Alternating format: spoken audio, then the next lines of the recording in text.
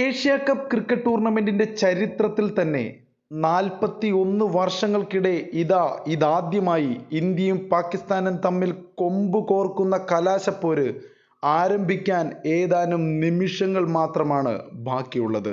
Dubai international cricket stadium ഒരു യുദ്ധത്തിന് തന്നെ തയ്യാറെടുക്കുമ്പോൾ മൈതാനത്തിനകത്തും പുറത്തും വലിയ വിവാദങ്ങളും ചർച്ചകളും പുരോഗമിക്കുകയാണ്. ടൂർണമെന്റിൽ തോൽവി അറിയാതെയാണ് ഇന്ത്യ ഫൈനലിൽ എത്തിയിട്ടുള്ളതെങ്കിൽ പാകിസ്ഥാൻ ഇതിനോടകം തന്നെ ഇന്ത്യയോട് 2 തവണ പരാജയപ്പെട്ടിട്ടുണ്ട്. ഫൈനലിന് മുന്നോടിയായി പതിവ് പോലെ നടക്കേണ്ടിയിരുന്ന ട്രോഫി ഫോട്ടോഷൂട്ടിന് ഇന്ത്യൻ ക്യാപ്റ്റൻ സൂര്യകുമാർ യാദവ് നിരസിച്ചു എന്ന റിപ്പോർട്ടുകളാണ് ഏറ്റവും പുതിയ വിവാദമായി ഇപ്പോൾ പൊട്ടിപ്പുറപ്പെട്ടിട്ടുള്ളത്. ഈ വിഷയത്തിൽ പാകിസ്ഥാൻ ക്യാപ്റ്റൻ സൽമാൻ അലി ആഖ തന്റെ പ്രതികരണം വ്യക്തമാക്കിയിട്ടുണ്ട്. ഫോട്ടോഷൂട്ടിൽ പങ്കെടുക്കുന്ന കാര്യത്തിൽ തീരുമാനമെടുക്കേണ്ടത് പൂർണ്ണമായും സൂര്യകുമാർ യാദവ് ആണ് എന്നും അത് അവരുടെ ഇഷ്ടമാണെന്നും സൽമാൻ പറയുന്നു. ഈ വിഷയത്തിൽ തങ്ങൾക്ക് യാതൊരു അലോസരവുമില്ലെന്നും തങ്ങളുടെ പ്രോട്ടോകോൾ അനുസരിച്ച് മുന്നോട്ടു പോകുമെന്നും അയാൾ കൂട്ടിച്ചേർക്കുന്നു.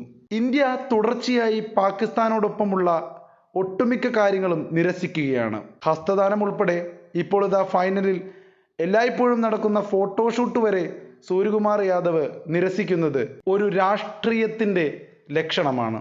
ഒന്നിനും വഴങ്ങിക്കൊടുക്കില്ല, എന്താണോ ചെയ്തത് അത് മറക്കില്ല, മറക്കാനാവില്ല, പൊറുക്കില്ല എന്ന നിലപാടാണ് സൂര്യകുമാർ യാദവ് ഇന്ത്യക്ക് വേണ്ടി എടുക്കുന്നത്.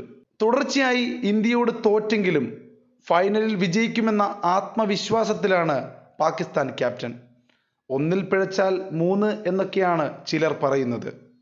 പക്ഷേ 3-ലും ഇന്ത്യ തന്നെയായിരിക്കും വിജയിക്കുക എന്ന ശുഭപ്രതീക്ഷയിലാണ് ഇന്ത്യൻ ക്രിക്കറ്റ് ആരാധകർ. പാകിസ്ഥാനാകട്ടെ മികച്ച ക്രിക്കറ്റ് കളിക്കാനും തങ്ങളുടെ പദ്ധതികൾ 40 ഓവറിലും കൃത്യമായി നടപ്പാക്കാനും സാധിച്ചാൽ ഏത് ടീമിനെയും തോൽപ്പിക്കാൻ കഴിയും എന്ന വിശ്വാസത്തിലാണ്. സമ്മർദ്ദമില്ലെന്ന് പറയുന്നതിൽ അർത്ഥമില്ലെന്നും കുറഞ്ഞ തെറ്റുകൾ വരുത്തുന്ന ടീം ഇന്ന് കളി ജയിക്കുമെന്നും സൽമാൻ എന്ന ക്യാപ്റ്റൻ അഭിപ്രായപ്പെടുന്നു. ടോസിനെ കുറിച്ചുള്ള ചോദ്യത്തിന് ടോസ് ഒരു പ്രധാന ഘടകമല്ലെന്നും അത് കളി തുടങ്ങുന്നതിനുള്ള ഒരു വഴി മാത്രമാണെന്നുമാണ് അയാൾ മറുപടി നൽകിയത്.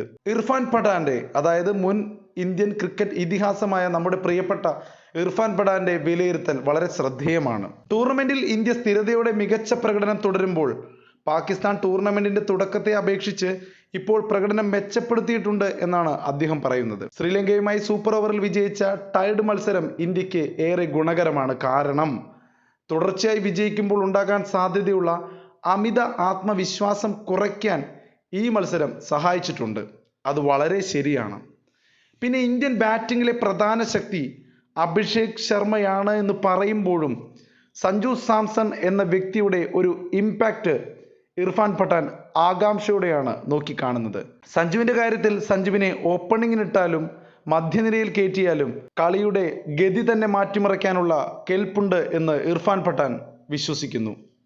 ഈ ഏഷ്യ കപ്പിൽ ഇന്ത്യൻ ടീം നേടിയ റൺസിന്റെ 34-35% അഭിഷേക് ശർമ്മയുടെ ബാറ്റിൽ നിന്നാണ് പിറവിയെടുത്തത് എന്നതുകൊണ്ട് അഭിഷേക് ശർമ്മ തന്നെയാണ് ഇന്ത്യയുടെ നെടുന്തൂണാവുന്നത്. ഓരോ പന്തിലും 2 റൺസ് എന്ന അതിവേഗത്തിൽ സ്കോർ ചെയ്യുന്ന അഭിഷേക് സിക്സറുകൾ നേടുന്നതിൽ അന്താരാഷ്ട്ര ക്രിക്കറ്റിലെ പല പ്രമുഖരെക്കാളും മുന്നിലാണ് എന്നോർക്കണം.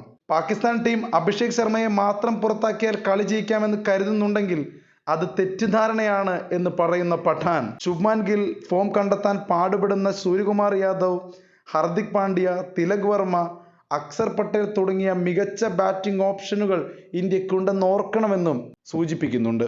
സഞ്ജു സാംസണിന്റെ കാര്യത്തിൽ കൃത്യമായ രീതിയിൽ സഞ്ജു സാംസൺ കളിയിൽ പ്ലേസ് ചെയ്യപ്പെട്ടാൽ പാകിസ്ഥാന് അഭിഷേക് ശർമ്മയേക്കാൾ പ്രഹരമേൽപ്പിക്കുന്നതും വെല്ലുവിളിയാവാൻ പോകുന്നതും സഞ്ജു ആയിരിക്കും. ഫോം കണ്ടെത്താൻ വിഷമിക്കുന്ന സൂര്യകുമാർ യാദവ് കുറച്ചധികം നേരം ക്രീസിൽ ചിലവഴിച്ചാൽ ഇന്ത്യൻ ടീം കൂടുതൽ ശക്തമാകുമെന്നും ഇർഫാൻ പറയുന്നു. സ്വീപ്പ് ഷോട്ടുകൾ ഒഴിവാക്കിക്കൊണ്ട് തന്റെ സ്വാഭാവിക ശൈലിയിൽ ചെറിയ മാറ്റങ്ങൾ വരുത്തി ക്ഷമയോടെ ബാറ്റ് ചെയ്യാൻ അദ്ദേഹം തയ്യാറാകണമെന്നും ഇർഫാൻ അഭ്യർത്ഥിക്കുന്നു. വലിയ മത്സരങ്ങളിൽ അദ്ദേഹത്തിന്റെ പ്രകടനം ടീമിന് വളരെ വളരെ നിർണായകമാണ്. നമ്മുടെ രോഹിത് ശർമ്മയൊക്കെ ചെയ്യുന്നത് കണ്ടിട്ടില്ലേ? വിരാട് കോഹ്ലിയും മറ്റും വലിയ മത്സരങ്ങളിൽ, നിർണായക മത്സരങ്ങളിൽ ടീമിനെ വിജയരഥത്തിലെത്തിച്ചവരാണ്.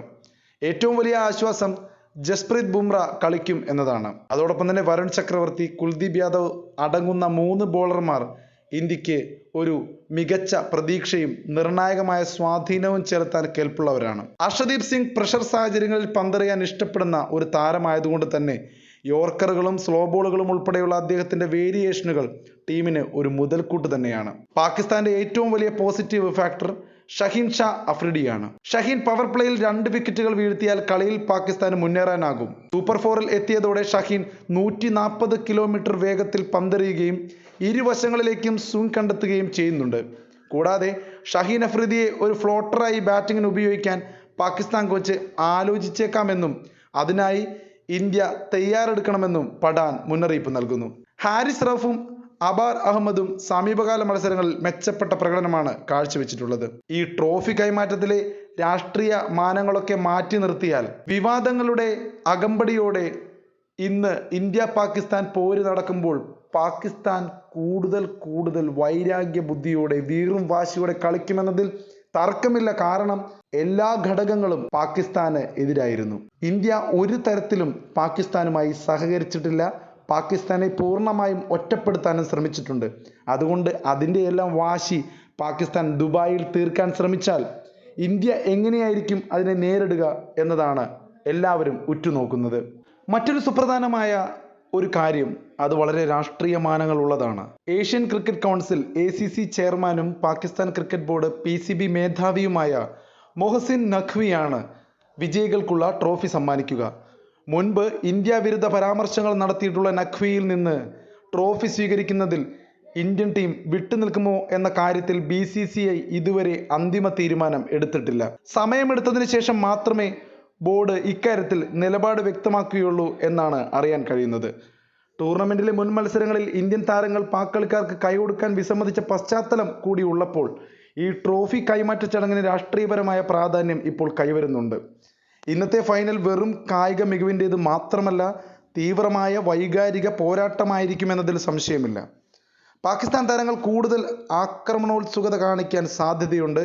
അതിനെ പ്രതിരോധിക്കാൻ ഇന്ത്യയും അതേ വീര്യത്തിൽ പ്രതികരിക്കേണ്ടതുണ്ടെന്നും ഇർഫാൻ പഠാനടക്കം കൂട്ടിച്ചേർക്കുമ്പോൾ ഇന്ത്യൻ ടീം വളരെ ശക്തമാണെങ്കിലും പാകിസ്ഥാന്റെ ന്യൂ ബോൾ എന്നുള്ള ഒരു ബൗളിംഗ് അറ്റാക്ക് ഇന്ത്യയുടെ മുൻനിര ബാറ്റ്സ്മാൻമാരിൽ സമ്മർദ്ദമുണ്ടാക്കാനും സാധ്യതയുണ്ട്.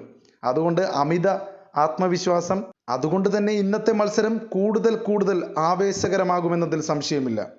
ഈ കലാശ പോരാട്ടം ഒരു വലിയ ആവേശ കൊടുമുടിയിൽ എത്തിയിരിക്കുകയാണ്. ആ ആവേശ കൊടുമുടി കീഴടക്കുന്നത് ആരാണ് എന്നറിയാൻ കാത്തിരിക്കുകയാണ് ക്രിക്കറ്റ് ലോകം. ഏഷ്യ കപ്പ് ഇന്ത്യക്ക് തന്നെ കിട്ടട്ടെ. സഞ്ജു സാംസൺ ഒരു മികച്ച പ്രകടനം നടത്തി മലയാളികൾക്ക് അഭിമാനമാകട്ടെ എന്ന് മാത്രം പ്രത്യാശിക്കുന്നു. എല്ലാവരും സ്പോർട്സ് പിച്ചിൻ്റെ ഈ ചാനൽ സബ്സ്ക്രൈബ് ചെയ്യുക. നിങ്ങളുടെ വിലയേറിയ അഭിപ്രായങ്ങൾ കമൻറ്റ് ചെയ്യുക. ഞങ്ങളുടെ വളർച്ചയ്ക്ക് നിങ്ങളുടെ പിന്തുണ മുതൽക്കൂട്ടാണ്. Thank you.